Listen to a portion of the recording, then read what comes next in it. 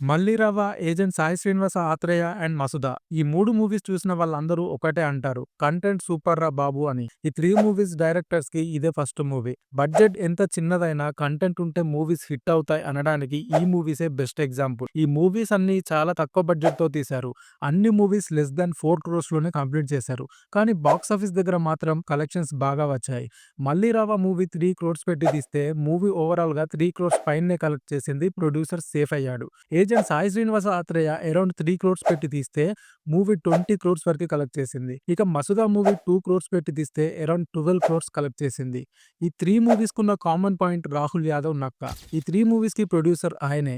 3 సినిమాలు 3 genre movies ఇవి. ఒకటి లవ్ స్టోరీ, ఒకటి డిటెక్టివ్ కామెడీ థ్రిల్లర్ అండ్ ఇంకోటి హారర్ థ్రిల్లర్. ఆయన ఎలా ఓకే చేశాడో తెలీదు కానీ ఆయనకు మాత్రం స్టోరీ సెలెక్షన్‌లో ఒక మంచి టేస్ట్ అండ్ విజన్ ఉంది. మీలో ఎంతమందికి ఈ 3 సినిమాలంటే ఇష్టం?